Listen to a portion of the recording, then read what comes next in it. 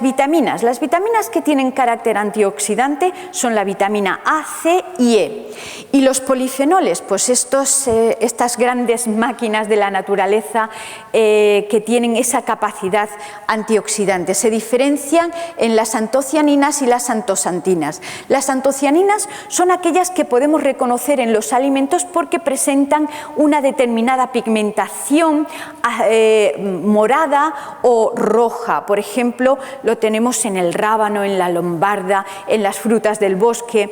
Estos son alimentos con alto contenido en sustancias polifenólicas. La uva y por lo tanto que el vino, su elaborado más inmediato, pues también se diga tiene alto contenido en sustancias polifenólicas y luego otras que puede acumular de la madera. Y las antosantinas son sustancias no pigmentadas o que pueden tener unos pigmentos amarillos, pero que las reconoceremos por dos factores. Uno, el sabor amargo. Piensen, por ejemplo, en una escarola. Una escarola, comparada con una lechuga romana, pues presenta un carácter más amargo. Pues eso, joya nutritiva, en mayor concentración de estas sustancias polifenólicas. Lo mismo, el aceite de oliva. El aceite de oliva que tiene un regusto amargo es por la presencia de estas sustancias polifenólicas. Y la segunda indicación para reconocer a estas sustancias polifenólicas es lo que habíamos visto antes en la berenjena, ese pardeamiento enzimático que ocurre cuando tienen la exposición al oxígeno ambiental. ¿Qué es lo que hemos observado? Y fíjense, si con el contenido mineral y con el contenido vitamínico encontramos diferentes polémicas entre las evidencias científicas, que yo insisto, hay que analizar bien lo que está escrito y cómo está analizado, sobre esas diferencias en el contenido que puedan tener los alimentos de producción ecológica y los de producción convencional, lo que no hay duda, y toda la comunidad científica lo pone de manifiesto, es que las sustancias de carácter polifenólico se encuentran de forma mayoritaria en los alimentos de producción ecológica. Y eso no es casual, eso está relacionado también con el sistema productivo. Los polifenoles son sustancias que se generan en las frutas y en las verduras, en general en las plantas, como respuesta ante un determinado estrés. Un estrés hídrico, un estrés biótico, un estrés salino.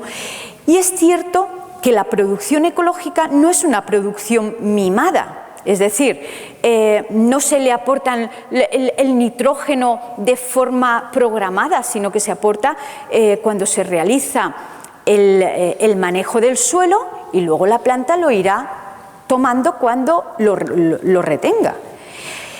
¿Eso en qué concluye? Pues concluye en lo que vemos aquí, que en este caso analizado sobre el fruto de manzana, los niveles de polifenoles son mayores en los de producción ecológica que en los de producción convencional. Pero este perfil que ven aquí lo hemos encontrado en todos los alimentos analizados, en la fresa, en la frambuesa, en la zarzamora, en la berenjena, en la cebolla, en la patata, en el pimiento.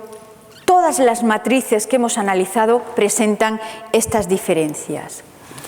Y con respecto a la conservación, les decía antes que el agua es el vínculo de entrada de determinados patógenos y por lo tanto que van a influir sobre la conservación. Este es un estudio que hicimos con la col china, diferenciando las partes vegetativas, diferenciando las hojas externas de las hojas internas. Encontramos a los 6 días síntomas de necrosis en las hojas externas de las convencionales. El resto todo estaba fresco. A los 15 días encontramos que esas hojas externas se habían podrido en su totalidad, el resto estaba fresco. A los 24 días encontramos síntomas de necrosis en los cogollos convencionales y en las hojas externas del ecológico. Fíjense, tienen que tardar 24 días para encontrar síntomas de necrosis en las ecológicas. El cogollo fresco se pudre en las hojas externas a los 36 días, al igual que el cogollo convencional, y a los 45 días todavía el cogollo ecológico presentaba síntomas de frescura. Aquí lo ven en estas fotografías. Este es el cogollo convencional a los 36 días, pero fíjense cómo, como les mostraba en la tabla anterior, una semana más tarde presentaba el mismo aspecto de frescor.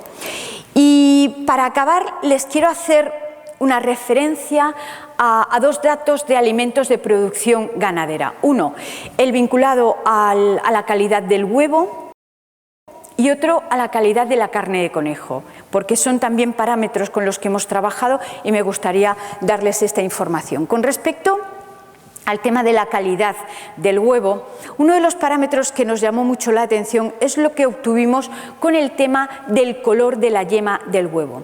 Fíjense, la yema del huevo es un parámetro, o el color de la yema del huevo es un parámetro muy susceptible porque está relacionado con la ingesta que realice la gallina. De manera que si nosotros aportamos unos colorantes en los compuestos de alimentación de la gallina, pues eso va a repercutir en ese color de la yema. Este parámetro es tan importante como que hoy en día existen unos mapas territoriales que indican los consumidores catalanes prefieren el huevo con esta intensidad de color de yema, los consumidores andaluces lo quieren de este otro tono, y así tenemos un mapa y eso les permite a los productores ir incorporando los aditivos alimentarios, en este caso los colorantes. El colorante que se incorpora son cantasantinas. Las cantasantinas es un aditivo que está prohibido para la alimentación humana, pero sí está autorizado para la alimentación animal. Y lo que genera pues son estos colores intensos en la clara en la yema del huevo. ¿Por qué esta voluntad de intensificar el color de la yema? Pues simplemente porque cuando las gallinas pastaban sueltas por los parques y picoteaban los restos vegetales, todos los pigmentos que están presentes pasaban, como les he dicho, a pigmentar la yema del huevo. Y eso se ha quedado aquí como un referente, que un huevo con mayor intensidad de color en la yema es un huevo de calidad. Ojo, es de calidad si es natural, pero si es con el colorante, pues ya deja de ser interesante, sobre todo porque las cantasantinas están prohibidas en la alimentación humana porque generan ceguera nocturna. Lo que no sabemos es esos pigmentos luego qué es lo que ocurre, porque fíjense, este es el huevo ecológico. Este es el ecológico en su procesado en duro y esta es la tortilla. Fíjense cómo hay una identificación del color que presenta la yema. Y este es el convencional. Fíjense cómo los colores son más anaranjados, pero ¿qué es lo que ocurre cuando se procesa la tortilla con el huevo ecológico?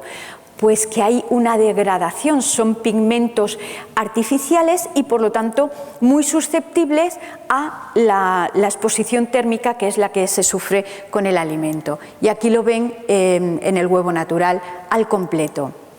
Y con la carne de conejo, ¿qué es lo que hemos analizado? Principalmente los dos parámetros importantes en los alimentos cárnicos, que son la proteína y la grasa. La carne de conejo, les tengo que decir que desde el punto de vista nutricional es una carne muy adecuada porque tiene un alto contenido en proteínas y un bajo contenido en grasa. Y lo vamos a ver aquí en las diapositivas. ¿Qué es lo que encontramos con las diferencias entre el sistema de producción? Pues lo que encontramos es que los animales producidos bajo la normativa ecológica son capaces de acumular un 18,33% de proteína, mientras que los convencionales, con todos los aportes que se les realiza, llegaban casi al 17%. Una diferencia de un 1,3%, pueden decir, no es mucho, pero en alimento y en proteína esas diferencias son muy importantes y sobre todo lo de mayor valor científico es que las diferencias son estadísticamente significativas. ¿Qué es lo que pasa con los animales de producción ecológica? Son animales que su normativa, aparte de que la alimentación que toman tiene que ser ecológica, por las cuestiones de bienestar animal, tienen mayor superficie para moverse y eso hace que quemen más grasa y generen mayor nivel de proteína, que es lo que vemos en esto de aquí. Y eso está correlacionado con la grasa. La grasa, que como les decía, son valores bajos para un alimento de producción ganadera, pero fíjense, en los de producción convencional los niveles se quedaban en unos 3,5% de grasa.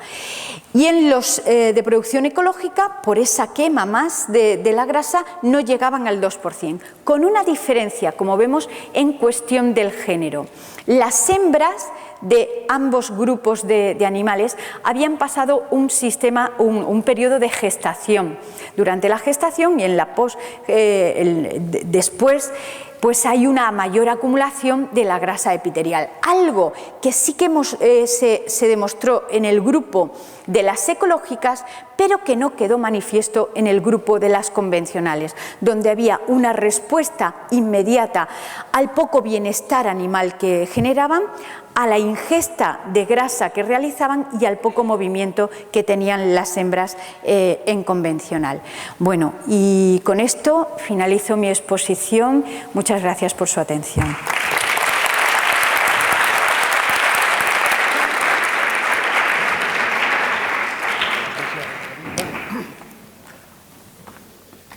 Bueno, no sé si tenéis alguna pregunta para María Dolores. Deciros que ella no va a estar luego en el debate. Ahí hay una. ¿Hay una? ¿Dónde? Vale.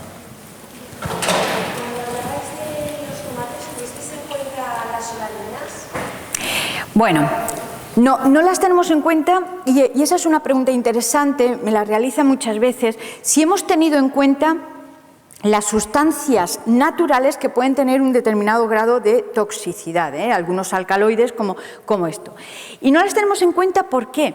Porque realmente estamos hablando de plantas domesticadas, plantas que las concentraciones que alcanzan de estas sustancias no son o no llegan a las concentraciones que podrían causarnos perjuicio para la salud. Es verdad que algunos grupos de consumo, las solanáceas, no las tienen en cuenta por algunas de las repercusiones, pero de verdad son manifestaciones que hay que respetar, por supuesto, pero que los componentes no llegan al grado de toxicidad. Está indicado, pero son concentraciones muy altas, que no están presentes en los alimentos. Sí que pueden estar presentes en especies silvestres, pero en las variedades ya domesticadas no.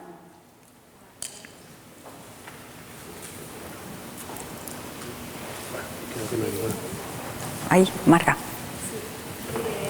Te quería preguntar si habéis hecho algún estudio dentro de los alimentos ecológicos, en la calidad, en alimentos de temporada y alimentos de invernadero. Podría ser o de temporada y temporada, a ver si había alguna diferencia nutricional dentro de los ecológicos, ya no me refiero ni a los convencionales. Sí, he hecho un poquito de mención ahí, pero no he mostrado la diapositiva. Sí que lo hemos hecho con el pimiento al aire libre y pimiento en invernadero, y las diferencias sobre todo van a los niveles de sustancias polifenólicas y a los niveles de vitamina C, muchísimo más altas al aire libre. Vamos, entramos dentro de la lógica productiva, pero sí, y los tenemos publicados, ya te pasaré la referencia. Sí.